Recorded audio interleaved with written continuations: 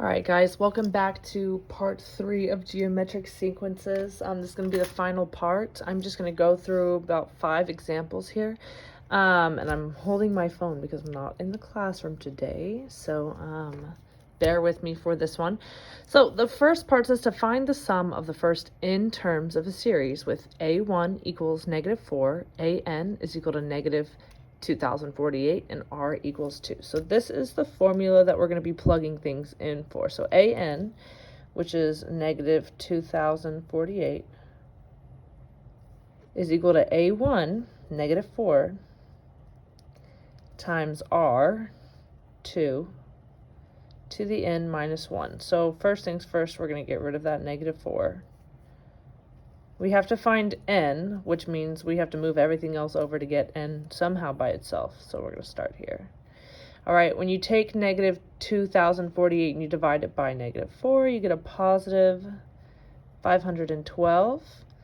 And now that's equal to 2 n to the -1. Now from here, we can't divide by 2 and get, 200 and I guess that would be like 256 is equal to n minus 1. We can't do that because this is an exponent. So you're going to use your logs here. So what we'll do is we're going to put everything in log base 2. We're going to be changing this up.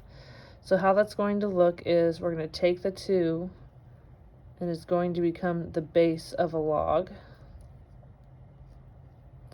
So now we have log base 2 of 512 is equal to n minus 1. All right, from here, when you plug this into the calculator, and I'll just rewrite it. Log 2 of 512 is equal to n minus 1. When you plug that into the calculator, you'll end up getting that n is equal to 10. All right, so the second part of that is plugging it in here. We needed n in order to be able to even plug it in here to find the sum of the series. So from here, we'll have S10, since n is 10, is equal to -4, which is a1,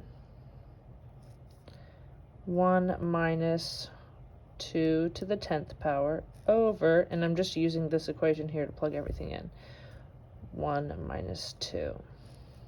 All right, again, when you plug that into the calculator, you'll get S10 is equal to negative 4,092. So that's the sum of the sequence. All right, C is asking us to also find the sum. So I've already labeled some things that we will need in order to use this equation. We have to know what A1 is, which is A3, because we're starting with 3. So the lowest we can go is A3.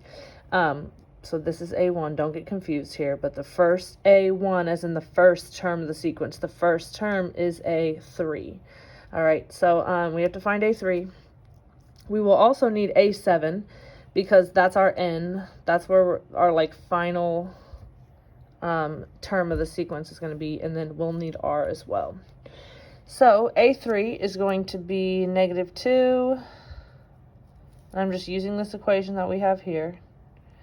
-2 n minus 1. N is 3. 3 minus 1 is 2. I'm going to put that like here. -2 squared is 4 times -2 is -8. All right, A7. Same thing. We've got -2 to 7 minus 1, which is 6. All right. Once we plug that in, we get -128. Okay, and then for r, one way we could find r is find A4, which is just going to be -2 times -2 cubed. 2 times 2 is 4 times 2 is 8.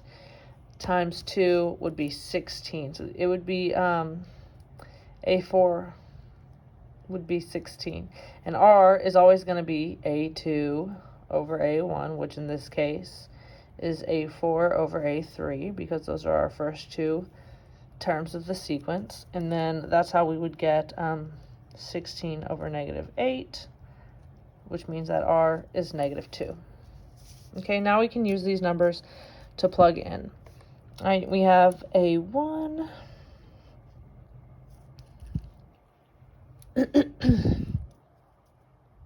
All right, A1, which is A3, is going to be -8 minus -128 times r, which is -2, all over 1 minus -2. Okay, and then from here we will end up with, let's see, -8 minus 256 over 3, which gives us -264 over 3, which is equal to a -88. All right, now on to our next, our final questions. Example 7 are going to be our last questions for today's stuff. All right, you can find the sum of an infinite series if r, the absolute value of r, is less than 1. It approaches 0, so the sum can be found. If it approaches infinity, a sum cannot be found. All right, only a partial sum. So find the sum of each series if possible. So we're just going to do 2 here. So all we need in order to use this formula is A1 and R. So A1 here is going to be 24. R is going to be 18 over 24, which again is that A2 over A1. And then that simplifies to, what, 3, I'm thinking 3 over 4? Yes, 3 over 4, which we'll just put as 0.75. I mean, you could leave it as a fraction or you can use it as decimal, doesn't matter. All right, so S is equal to A1, which is 24, over 1 minus 0.75. And then let's jump back to this right quick. You can find the sum of an infinite series if the absolute value of r is less than 1. R is 0.75. That is less than 1. So we should be able to find this sum. The sum does exist. All right, so here we get 24 over 0.25, which when you put it into the calculator is going to be 96. All right, and now for our final one, we have A1, which is going to be 0.33, and then R, which is going to be A2 over A1. So we have 0.66 over 0.33, which is in fact 2. All right, going back to our rules here. You can find the sum of an infinite series if the absolute value of r is less than 1. RR is not less than 1, so we will only be finding a partial sum here. All right, so S is going to be equal to A1, which is 0.33 over 1 minus 2, which is equal to 0.33 over -1, which means that it is -0.33. And if you think about it, does this answer make sense? As a sum, no. I'm already looking at these numbers and seeing that if I were to add them together, we would clearly have over 2. So this sum does not make sense. It's still the answer. It's a partial sum, but that just goes to show we already knew that it wasn't going to be a full sum here because of RR. All right, and then that is the end of geometric sequence.